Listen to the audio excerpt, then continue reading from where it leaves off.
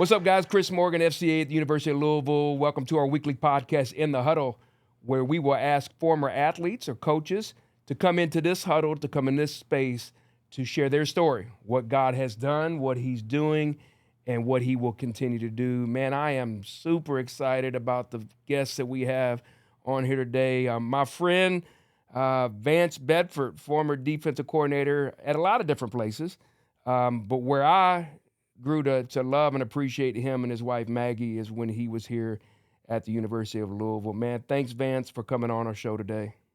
Chris, I'm excited. Just thanks for the opportunity for us just to get together and just share the word and share with other people about what we are and what we're doing right now. And I'm excited about this time right now.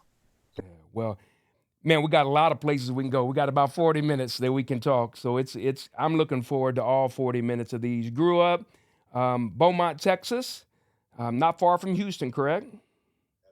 Yeah, so grew up in Beaumont, Texas. Sports were a big thing for you growing up. Tell me what it was like growing up in Beaumont, Texas, just your family background and how sports really got implemented into your life. Well, my dad was a high school coach, and as a high school coach, you have a tendency to move around quite a bit. I just went to high school in Beaumont, and I called Beaumont home. But for probably about 9 years of my life, all the way through the ninth grade, I grew up around the Lamar Galveston area, which is outside of Houston. Going into my sophomore year, we moved to Beaumont. And at that time, I wasn't excited about it. Just think about it. You're going from the ninth to the 10th grade. You got a pecking order in high school. So I had to start over. And I almost quit football, Chris. I was so frustrated and upset about moving and starting over. I almost gave up football. But my dad became the defensive coordinator at this high school. I was a defensive end. I was 150 pounds soaking wet with rocks in my pocket, Chris. I'd say I was the next coming to Deacon Jones. I was a defensive end. He made me a defensive back. I started running track. In my junior year, we went to the state meet, got third and 4x1 relay team. 3 years later, I'm at the University of Texas on a football scholarship, and I owe that all to my dad by moving me to a defensive back. So now it's been a blessing, and football has been a part of my life as far back as I can remember. I used to be on the sideline with my dad growing up. I can remember being in second grade at a football game. I'm on the sideline. My dad, I'm in the second grade, and I'm not aware. And I get trucked on the sideline. They must have turned me to be something sauce. So I learned real fast, and it's coming your way, get it out of the way. So football was a part of my blood because of my father, and I owe a lot to him. Vance, we've seen several times where athletes, their sport really becomes their identity. And when you're growing up in Texas, I guess it's every young man's dream, especially in Texas, to play at the University of Texas. So when you get an opportunity to play at the University of Texas on probably the biggest stage possible at that damn time for sure, how does that really how does that feel? I mean, like you're at the biggest stage. It's easy for a guy to say, "Hey, I have arrived" at that point. You got to look at the time period I came up in, Chris. That's in the 70s. The integration was almost a few years before that. And I was never a University of Texas fan. My dad told me I couldn't go to University of Texas. He wanted me to go to Oklahoma or UCLA. Darryl Rawl had just retired. He didn't know that. And Darryl Rawl had made a comment back around 70 that he was not going to recruit a lot of black athletes. And because integration hit the Southwest Conference in 1968. Jerry Levias was from a high school, Beaumont Hebert High School. He was the first black player in the Southwest Conference in 1968. I get to school in 1977, so integration was just not far removed, especially in Texas. So my dad was adamant, "You're not going to Texas because of what Darryl Rawl had said." I said, "Dad, I'm not going any place where you know anybody. You know no one at the University of Texas. That's why I'm going to school." He said, "I'm not signing a paper and say, you know what, Daddy? I'm going to forward your name because that's the school I'm going to." And as I evaluated all of those places, new coaching staff at Texas, I felt that I could play earlier there, which I played as a true freshman at the University of Texas. Started one game, I was a backup, I was a nickel back. And I looked at personnel at UCLA, personnel at Oklahoma, and the personnel at Texas. and they were transitioning to defense. And growing up with my dad around football, I looked at my competition. Now, like as a true freshman, they want to go man to man. Before they played cover three with a bunch of big, slow guys, I said, I can beat him out, him out, him out. And I did. And so I had a really solid career at the University of Texas.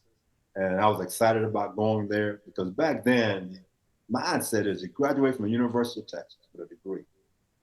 The alumni would take care of you. Once you got out, you would always have a job. And that was one of the biggest selling points that they sold to us coming out of school at that time. Yeah. I didn't even really even think about um, the whole segregation era in the time of going. And when you say that, if there's ever a person that's going to say, "Hey, I'm going just because you say I can't," it's you, man. It is you, and not only just go, but to thrive. You use that platform. God bless you with the ability to be able to go on. You played professionally, and whether that's been in NFL, whether it's been what was the league that you played in? You played. USFL. My rookie year, I was a fifth round pick by the St. Louis Cardinals. Going into my senior year, I was projected as a late first, second round pick. I was injured the first ball game, 1980. Because I had never been redshirted, I got a hardship year and I came back and had a really good year. But all of a sudden, they said, well, he's too small, he's injury prone, too slow. And I go to the Senior Bowl on Defensive Player of the Year, Defensive Player of the Game, rather. And ended up being a fifth round pick by the St. Louis Football Cardinals at the time. And I'm in position to be the nickel corner. As a rookie, I hurt that same knee again. But I still made the roster. And then they put me on injured reserve, brought me back towards the end of the year. And a second year, I didn't pass my physical. So I go back to school, finish up, and the new league was the United States Football League at the time. And so I go back there trying to rebuild things back up. And believe it or not, I hurt that same leg again. I tore a quad, which is almost impossible to tear a quadricep. I did. And here I am, a little guy that can't run anymore, which means you really can't play anymore. So the transition to that next phase of my life to become a coach, I'm like most athletes, it was very difficult. It took me a year to process it all. Then I got into coaching after that. My first job I was a full-time substitute teacher and a coach at Forest Brook High School in Houston, Texas. I was going to night school, taking education courses. But then, 6 months later, I'm at Navarro Junior College. 6 months later, I'm at Colorado State University. So things just kind of took off from there. Very few people, and I'm glad you started to segue into coaching. Very few people, when they graduate, they automatically think, "Hey, I'm just going to go into coaching. Coaching is the same as playing." But there's a big difference between playing something and coaching someone else to do that. How hard of a transition was it for you to make that? It wasn't, because I've been with my father the whole time. I can go back to like 1965 when he used to come home. They had the old 16 millimeter, and he'd be in the den shooting the video off the wall. And I'd be sitting on his laptop. I fell asleep. So I should go around and practice and watch how he did things. The hours are a lot longer for a coach than it is for a player. That's why a lot of great players, they don't make the coach because they don't want to spend the time. They don't have the patience because they sit back and say, well, I always did it this way. How come you can't do it? Well, you're gifted. This person not as gifted. And I understood that. I never thought I was a gifted athlete. So I always felt like I had to work harder than anybody else. So the transition to coaching, it was a lot easier for me than other people because I love people. I love teaching. My dad was a teacher in high school. My mom was a teacher in elementary school. My older sister was a social worker. My younger sister started off as a social worker. So that was part of my DNA. And it comes from my mom and dad. And so for me, coaching, I couldn't play, and coaching was the next best thing. And I enjoy watching young people develop to be more than just football players. I always stress academics because of my mom and my dad. Because for me as a Black coach and for young Black men at that time, it was very difficult.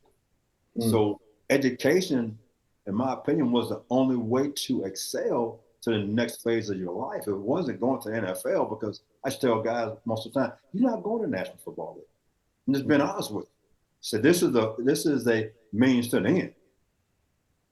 Education is getting you ready for the next phase of your life to go out and be a good citizen, to have a family, to be a great husband, a great father, and be out in the community doing things for other people. I say that's what football can do for you. So I've always believed that because that's what my mom, my dad, my grandparents taught me.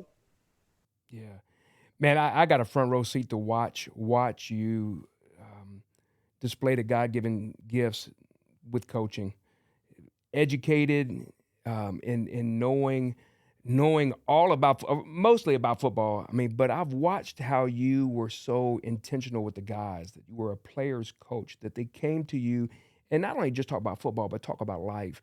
And so when I saw those young men go to you and say, hey, this is a young black man that's coaching, that I can do that too. There's someone that looks like me that's coaching the profession. That went a long way with me, just watching those guys do that. Um, you've been around a lot of places. You know, I wrote down some.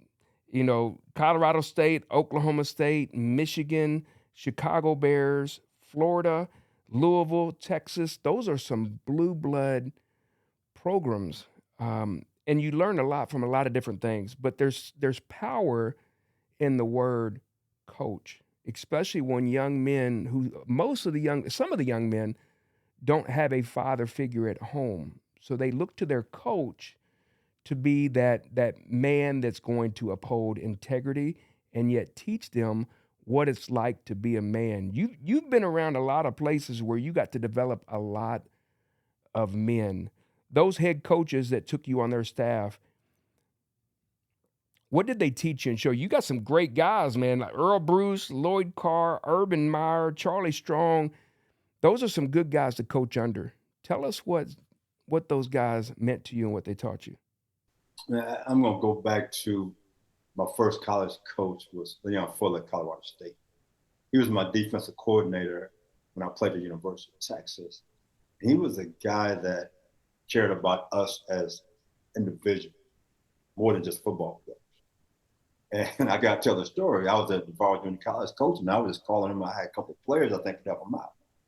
He called me back and said, Vance, might have an opportunity. This is what he told me, Chris. He said, Vance, this is my situation. We're going to be fired in a year, and there are no black people here in Fort Collins, Colorado. So I was like, he said, do you still want the job? I said, yeah, I still want the job. Well, we got fired in 2 years, but he's right. There were no black people in Colorado. People thought I was a janitor because I'm walking around having keys. And then I get retained by Earl Bruce. Well, I learned from Earl Bruce. Earl Bruce, to him, was important that you know everything about the kids that you coach. Know who their mom, their dad, their brothers and sisters, what they like. Invite them into your home. I want you to cook for them. Because Earl used to bring the entire team to his house. And he used to cook. Earl used to love to cook. Then he would bring them by classes, seniors, junior, sophomores, and freshmen. And I sat back and I watched those things. Some of the things people said about Earl, it's not true. Earl cared about the individual, and he didn't care about the National Football League. His biggest thing is, I want these kids to graduate. And he stressed education like no one I've ever been around. So I learned a lot from him as a football coach. So my foundation as far as understanding how to develop kids was from Earl Bruce and watching how he did things. Now, some things I would never do that he did, but it's what's inside of you, your DNA, your personality. And so you take a little bit from all of those people that makes you a difference. And I always say this, one of the biggest influences in my life as a coach was my grandfather. My grandfather from DeRidder, Louisiana, a small town, second grade education, served in World War II over, and I think Iwo Jima over there. And watching how he dealt with people, he cared for people. Here's a man with a second grade education, had his own mechanic shop. And in 1968, he was the first black family in DeRidder, Louisiana to have a brick home. People used to drive by the street, Chris, and look at his house being built. And he used to service people cars for meat, for fruit. If they didn't have money, keep them going. And I watched that. So that's part of who I am as my grandfather, my father, the coaches that I was around, all that influenced who I was. And it's like I talk about desserts all the time. It's like making a cake. Now you got to put it all together to decide who you are, what kind of person you're going to be, and from that you just keep moving forward. And that's the person I became. Yeah, you're blessed that you get to see a lot of different things from a lot of different coaches. Say, I like this. I'm gonna adopt this. I'm gonna adopt this. I'm gonna take all these things in. I remember you sharing the story about winning the national championship at the University of Florida, and you're at the pinnacle of your career. You win that. You're part of a national championship, only to say, "Hey, we got recruiting Monday. It's time to get back in the office." It's almost like I learned that from you guys, watching you guys, that it's taught me how to handle adversity. Like, hey, you got a clock, that play's over, start again. But it's also taught me a negative thing, to not really celebrate the joys. Like, you just move past that really, really quickly. And I remember you guys doing that. When you win a national championship and you're at the top, only to kind of start over and go again, your identity's kind of rocked with that. What does that do for athletes and coaches when that? I think it's tough. And going back to our time in Florida, the stress was so great the next year that the players, they got to a point that they wanted to lose. They wanted to get the pressure off them back. We were number one in the nation that next year, and we won every ball game until we got to Alabama. We were just burned out. The coaches was burned out. The players were burned out. It was like a load off our shoulders to lose the game, and it's sad to say that, but we didn't handle that the right way. I firmly believe that you got to take time to enjoy the moment. We didn't do that. We jumped right back in and like, we got to do this, we have to do that. No, you don't. Enjoy the moment for a brief moment, and then you move forward. If you do that, then you eliminate some of that pressure. It's going to be there, but it won't be as great because now it should be fun. It becomes second nature to win. And Nick Saban's philosophy was that he never talked about winning. He talked about the process. The process is the details that you do every single day. If you take care of those details, the process will win for you at the end. Well, that second year at Florida, we were worried about the end. And that made the process very difficult. It wasn't a lot of fun. So we took away that joy of the moment. And I think wherever you are in life, you have to enjoy that moment. Right now I'm in retirement. I've been retired now, going on 8 years. People say, "Man, you want to coach again?" No, I'm enjoying where I am. I get a chance to see my dad, do things I want to do. My wife now, we just came back from a riverboat cruise in Portugal, Spain. If I was coaching, I would not be able to do those type of things because now I'm recruiting year round. And so the joy I'm having right now, I couldn't have anymore in coaching because right now they recruit 365 days a year. Yeah. The people who made that decision were the presidents, not coaches. Presidents of the university made a decision to do that. They should have gone to the coaches. Coaches would tell you, no, we don't want to do that. Because now we have no time to spend with our families at all. It's always been difficult. Now, Chris, I talk to guys, no one talks about the enjoyment of coaching. They talk about recruiting, they talk about the transfer portal, NIL. So somehow you got to step back. Just think about it. Yeah. The Lord, God made the heaven and earth in 6 days or 7 days. He did what? Rest. That's right. Guess what coaches don't do? Rest. 7 days a day of work. There's no rest. There's no enjoyment. And I as you all, when you came to the University of Louisville, I got to see you guys kind of grow and mature in some of those things. I think you and I had some of those conversations that you're at the pinnacle. You're starting to realize, hey, I'm missing out on some things. We had some great times at the University of Louisville, some fantastic. Actually, they still play that video of you about getting on the train. Getting on the train now. I mean, I kid you not. That is something else. You guys were loved in a lot of different places and spaces here. That team was special, and that coaching staff was special. And I watched you guys as you started to grow and mature, kind of start to understand like there is more to life than football.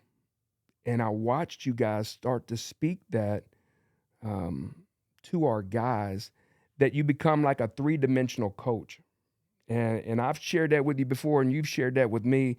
You know, a three-dimensional coach, a coach is going to get their body, okay? He's going to train their body. He's going to train their mind to fight through adversity. But very few coaches become a 3D coach where they get your body, they get your mind, but they also get your heart, they get your spirit. There's something worth more than just a football game.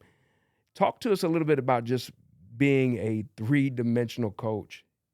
Because I'm gonna go back to what you just talked about in Louisville. Remember, you should do a chapel with us, a Bible study with us on Friday. Remember that? Yeah. So the thing that we talked about that morning at Bible study, I had one of my coaches give a small synopsis of what we talked about to the players. So the things that we talked about from the books that we read, the studies that we did, I made sure the players got the same thing. Mm. Because what's important to me is not what you're doing, it's why you're doing it. Because most coaches, they got the foundation, how to do drills, how to get guys in condition. But the next thing is, how do you build that relationship? How do you build that trust? You got to know them as individual people first. What makes them tick? What do they like? What do they don't like? How do you talk to them? How do you coach them? You have to find those things out. And I always thought that was one of my strengths. I want to get to know each individual kid. You coach them the same, but you coach them different. Find out what can make them the best person they can be. That means you got to care about them outside of football. And so I wanted to teach them how to be young men. That was always big with me. Get that education. This is how you should speak. This is how you should treat other people. It's about relationships. That's going to carry you a lot further than playing the game of football. So to me, X and O's, and we had a great strength coach in Pat Moore. That's one part of it. But now, to make them part of my family, that was everything. I wanted them to know me as a person, know my strengths, know my weaknesses. I think today's coaches, they ain't forgotten that. The relationships, the trust, you're not getting their hearts and minds anymore.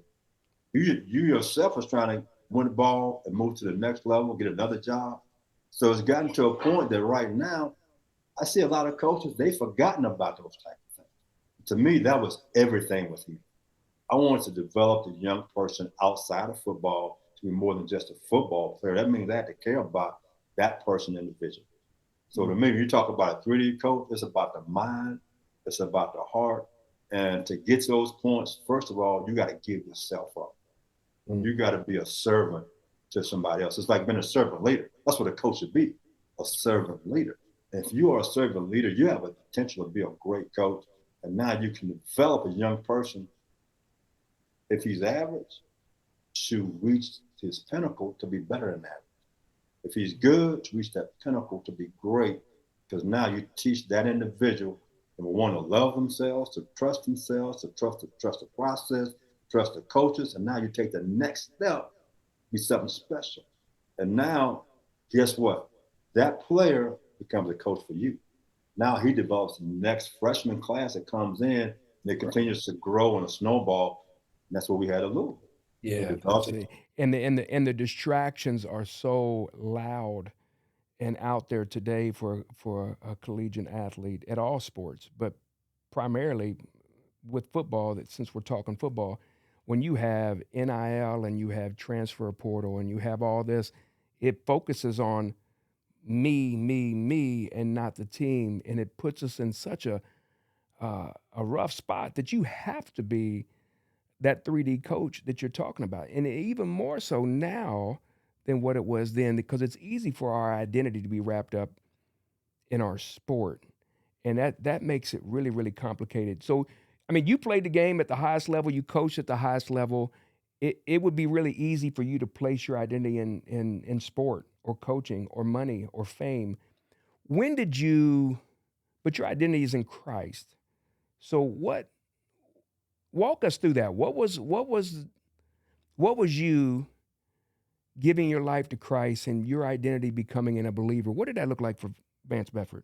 I got to go way, way back. Is that, I grew up in the church. My grandmother, Southern Baptist in Louisiana, and my mom, they used to be the music minister at their churches for years. And so I grew up in the church. But at that, I wasn't a Christian, wasn't a believer. I know who God was, I know who Jesus was, but I had no relationship. And the first time something really struck me was 1982 when I was injured. And I called my grandmother to talk to her. That's when I received my first Bible. But still, I was not walking with Christ at that time. 1997, I'm at the University of Michigan, and we won a national championship. Boyd Carr is National Coach of the Year. Charles Woodson, defensive backup coach, was the first defensive player to win the Heisman Trophy. I get a chance to speak at the national convention. I got a room with our defensive staff. It has to be 500 coaches in there. And I have opportunity to speak to 500 coaches because they want to hear what we did defensively with them winning national defense. But on the inside, Chris, I was depressed. I was having anxiety attacks. On the outside, things looked perfect. But on the inside, something was missing. Mm. So I was going to a small church in Saline, Michigan, and started a little men's Bible study. And the pastor was in our Bible study. There was only 5 of us. So at that time, I had the opportunity to ask a lot of questions that I needed to ask. And in 1998, in the spring, I was baptized in a lake in Saline, Michigan.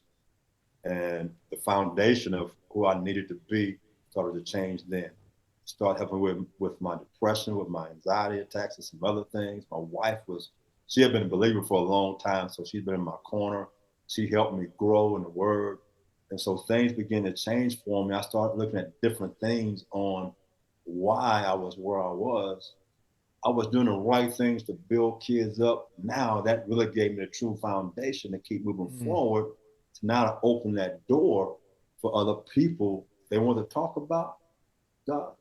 The door is open for you. And the funny thing about all of this, Chris, is I'll go back to at the University of Michigan. I remember one time our chaplain didn't show up.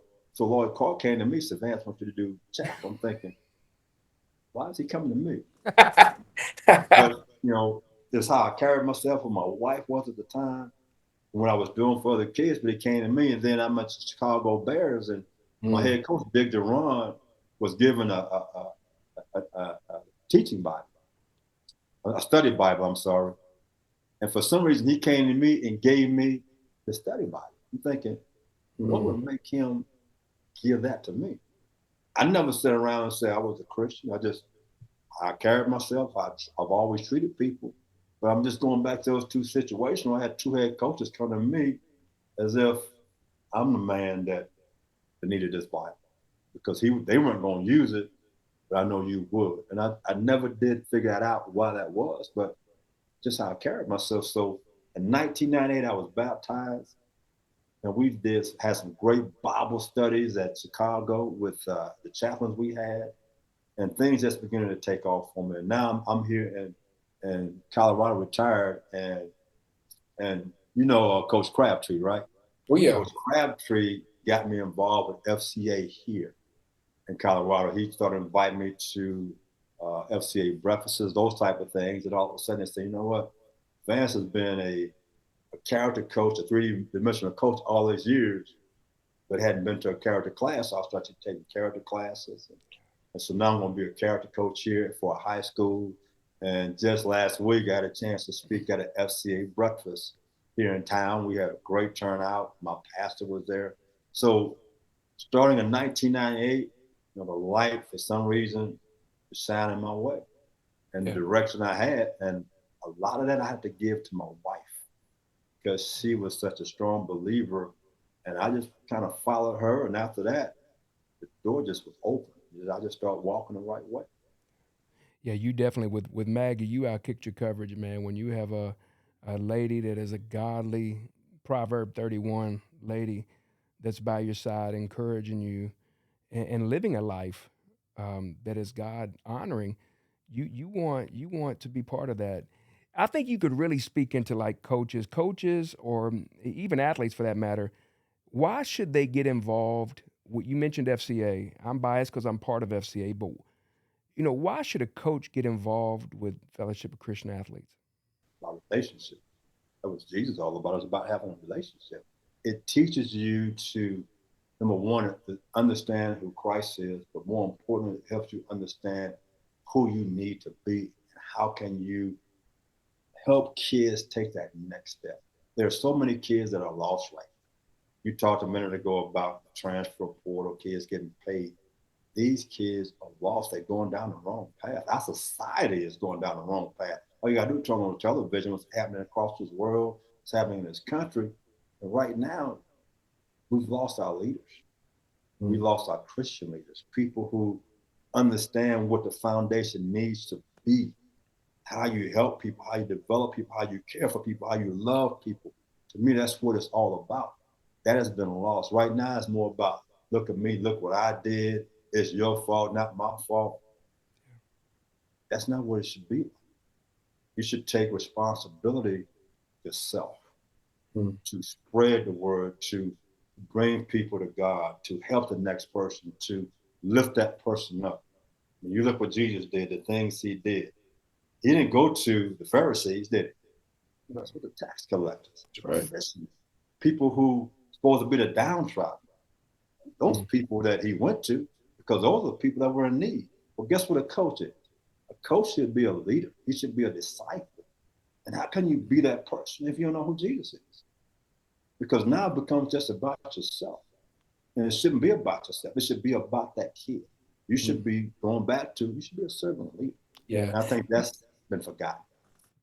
You know, a lot of schools, whether it's high schools, middle schools, coaches, or college, they may have an FCA person that comes to them, a character coach, but there's also some coaches and some teams that don't have that. And if a coach that is listening to this wants to know what a quiet time looks like, you know, it's easy for the FCA guy to talk about his quiet time, but a coach, there's many times that I would walk to your office and your Bible was out, or you would pull me off to the side and ask questions about the Bible. If a person, you know, doesn't have an FCA guy but wants to know what a quiet time looks like, what does a quiet time look like for a Division One or a coach in general? What does that look like? I'm going to go back. Like I said, I dealt with depression and anxiety attacks. So I was getting professional help. And I was not taking time for myself. And this psychologist said, Vance, somewhere throughout the day, you need to take an hour alone, quiet time. And then once I became, baptized and became a believer, that quiet time now became part also to get away and to read. Like, say, you come in my office, the door shut, I'm in there, and I'm reading something out of the Bible to help me through the day, to help me deal with what's going on. And I think it's very important for any individual, I don't care what it is. Chris, I was a coach for a long time. Coaches waste more time than anybody else. Take time to step away, shut your door for just 30 minutes. I used to be at Oklahoma State. Chris, I shut my office door. I lay on the floor, put my headsets in, and listen to some calming music. Start taking time for Vance to make sure I was in the right state of mind to be able to go out and do the best job I could for the kids, because I was there for the kids. And for any coach, whether you're junior high, high school, or college, you can't sit back and tell me you don't have time, because you do, because I was a college coach, a high school coach. My dad was a high school coach. You make time. If not, guess what? You're going to burn out. And what you do on the football field or the baseball or basketball court, wherever it may be, you by the 8th or 9th game of the year, you burned out and you're going to do a bad job. Yeah, there were so many times I would see you walk out of the building for lunch and you'd eat lunch in your car, just to get away from the building, or from just get some you time. Well, let me ask you this, and it sounds like a simple question, but it's not, like, because it's different maybe for everybody. But when you say the name Jesus, like, who is that to you? Father, brother, advocate. God, Jesus, having a relationship with God. He gives you a sense of peace when it seems like everything around you is out of sync. But as long as you understand that we're only here for a blink of an eye, eternity is forever. And what I've learned over the years that I'm not at home. This is not home. We just visitors here. Home is in heaven. And one day, that's where I want to be.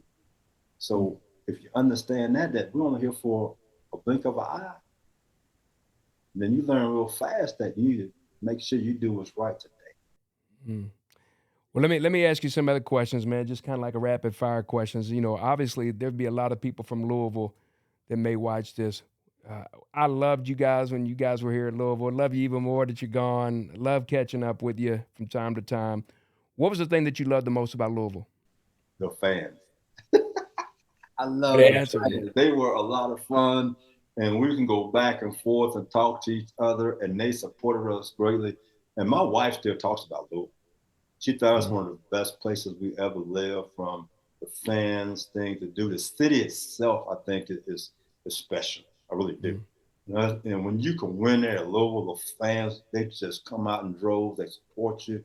They love you. I truly do miss the fans there. They are absolutely outstanding. Let me ask you this: rapid fire questions. Most talented player ever coached.